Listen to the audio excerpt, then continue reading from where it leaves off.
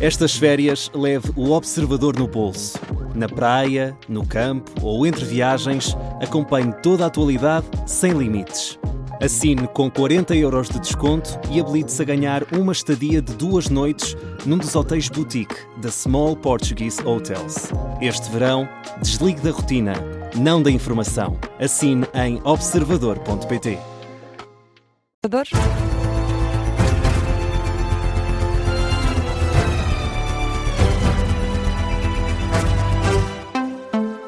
Começa agora o Jornal das 2, edição do jornalista Martim Madeira. E Martim, um grupo de 22 países europeus pede uma reunião extraordinária para coordenar as fronteiras externas da União Europeia. Um grupo que é liderado pela Itália e pela Dinamarca e enviou uma carta à Presidente da Comissão Europeia, ao Presidente do Conselho Europeu e à Irlanda, que assumiu a presidência rotativa do Conselho da União.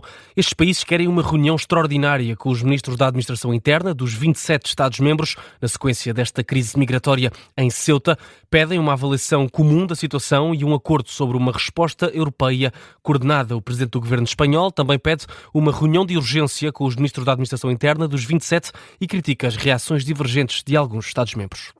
Entretanto, o Ministro do Interior de Espanha garante que a situação está a voltar ao normal em Ceuta. Fernando Grande Marlaska deixa uma mensagem de tranquilidade ao garantir que a normalidade está a ser reposta. Ayer já manifestou o Presidente do Governo como o que vivimos el pasado 30 de julho. Ontem, como já teve a oportunidade de manifestar o Presidente do Governo, aquilo que vivemos em Ceuta foi, sem dúvida alguma, um ataque à integridade territorial de Espanha, à integridade territorial de Ceuta e que não podíamos, de forma alguma, admitir. Por isso, imediatamente, dispusemos de todos os meios suplementares e necessários para fazer frente a esta situação.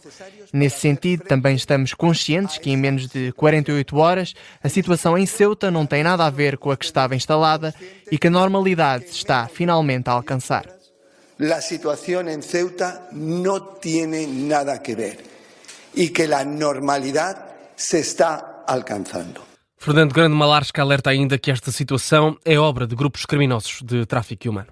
E Martim, os enviados especiais do Observador também descrevem um cenário muito diferente em Ceuta durante esta manhã. A jornalista Inês André Figueiredo dá conta de menos pessoas na rua e mais controlo na cidade autónoma. O cenário é completamente diferente e há uma razão de ser para isso, porque quando Pedro Sánchez esteve aqui em Ceuta ontem, na sexta-feira, prometeu boias físicas no mar para impedir a passagem desses migrantes, dos marroquinos que tentam chegar a território espanhol, e é exatamente isso que vemos neste momento. Ontem à noite, por volta das 2 da manhã, não existiam boias, que foi a hora a que saímos daqui, e neste momento essa boia gigante, cor de laranja, está colocada no mar, tem vários barcos à volta, porque os migrantes poderão tentar passar e essa zona já é muito mais funda e pode levar a outras mortes, como tem acontecido, portanto há essa segurança.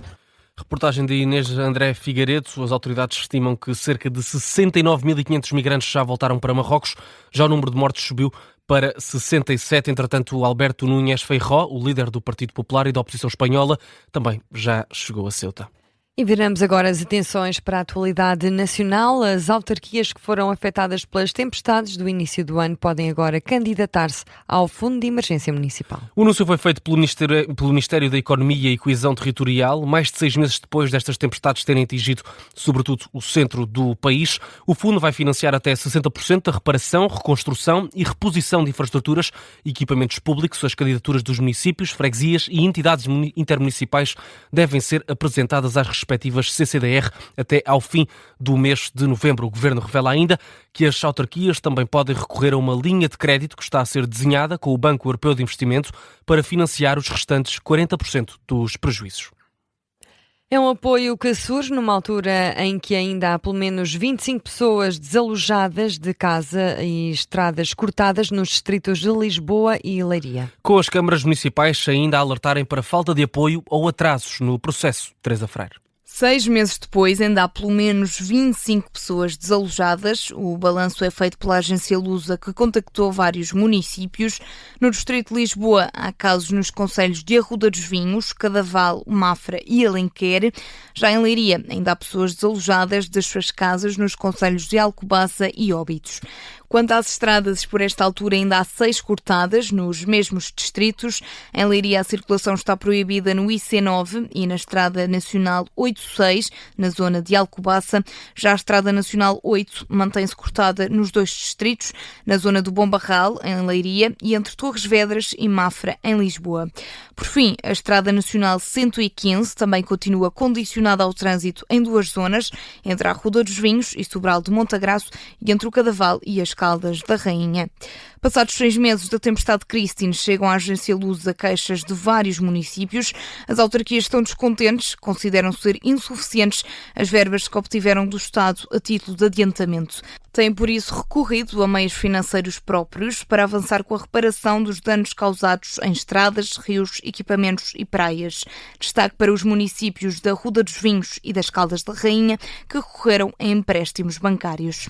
Teresa Ferreira, com o balanço feito pela agência Lusa, junto dos municípios mais afetados pelo comboio de tempestades que provocou danos na zona centro do país há 6 meses. Seguimos agora para o desporto. Hoje é dia de Supertaça. Havia uma ameaça de boicote por parte dos árbitros, mas Pedro Proença chegou a acordo com os juízes numa reunião que aconteceu esta madrugada. O que levou a que essa ameaça fosse levantada, o presidente da Federação Portuguesa de Futebol esteve reunido com os árbitros em Tomar.